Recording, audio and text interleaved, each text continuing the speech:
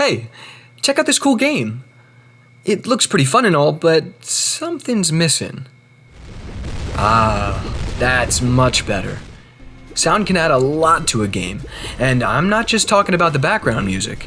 Sound effects too can add a lot by making game mechanics feel satisfying to execute. This also adds to the identity of your game as a whole, helping it stand out in the crowd. In this video, we'll be taking a look at the sound behavior, which is how you can do all this in your Flowlab game. We'll go over the basics of the behavior, some caveats to using it, how to decide what kind of sound you want to play, and we'll make a simple effect that fades music in and out of your game. The sound behavior can be found at the top of the Components tab. You'll find 4 inputs, each with a corresponding output, as well as an extra output for when the sound you select is finished playing. However, it's inside the behavior where the magic happens. Now, before you can do anything, we need to select a sound. To do this, click the Choose Sound option at the top. From this menu, you can choose a sound effect or song from Flowlab's library, choose one from your own library, or upload a new one from your computer. It's important to note that Flowlab takes MP3 files for this. You can also paste a URL to an MP3 file if you need to. Let's go into the music that Flowlab has. I'll go into the 8-bit music and choose Theme 4 from the Jungle file. It's a personal favorite of mine. Now, Flowlab lets us do a lot with our sound. Some of the most helpful features include looping the audio with this box, setting the volume with this slider, and panning the audio with this slider. The pan option simply changes whether the audio is stronger in the left or right speaker. The more negative the number, the stronger the audio will be in the left speaker, but the more positive it is, the stronger it will be in the right speaker. Here we have a little game called Bilimbi. It certainly looks juicy, but it doesn't sound juicy.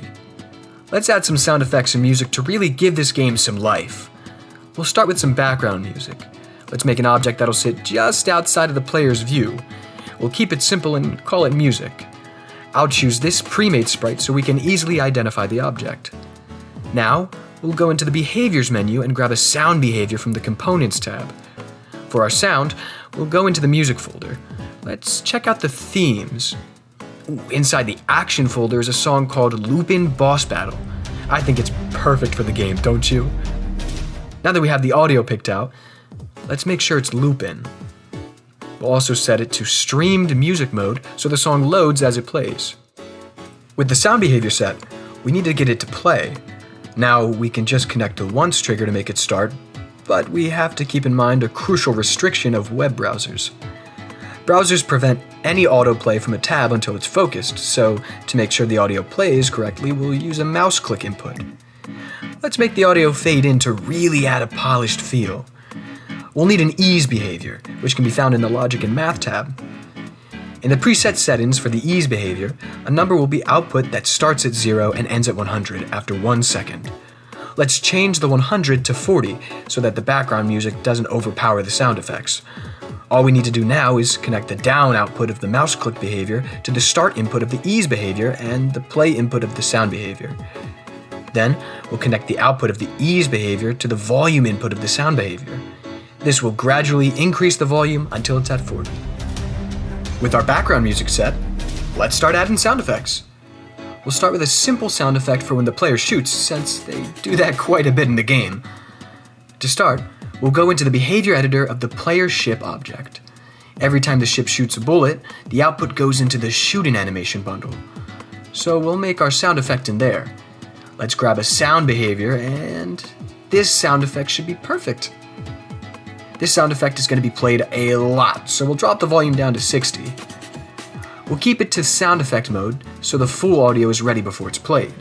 Finally, we'll make sure the effects can overlap, and it should be ready. Let's connect the output of the switch to the play input and hear how it sounds.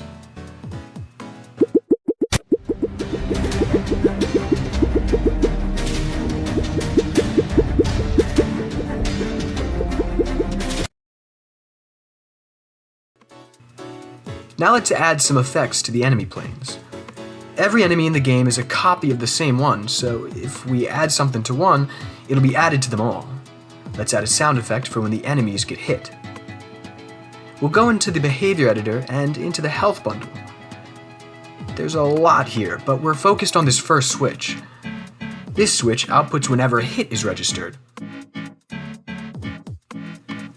Let's have some variation in the sound that plays when an enemy is hit.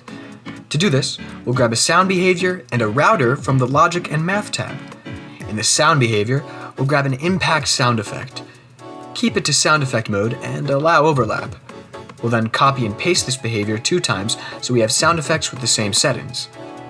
Now we'll change their designated sounds. In the router, we'll add another route and set it to randomize next route. Finally, we'll connect the output of the switch to both of the router's inputs and connect each output to a different sound behavior.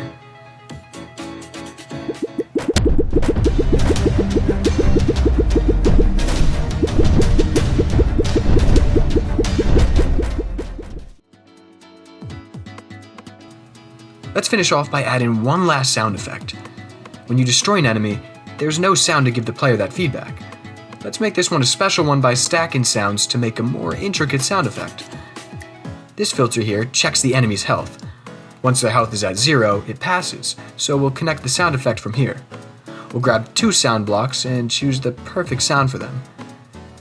I think I like these 2. Next, we'll configure their settings the same as our last ones, but this time we'll also preload them so we can make sure they'll play together at the same time. Finally, we'll connect the pass output to the play input and voila! We've got a big explosion to give the player a satisfying sound to hear.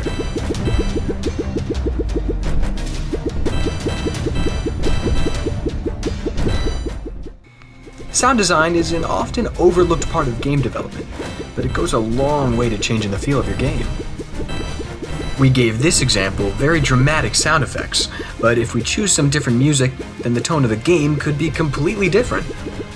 Whatever you choose for your game, tricks like sound stacking, randomize effects, and fading in music can elevate your sound design from good to great.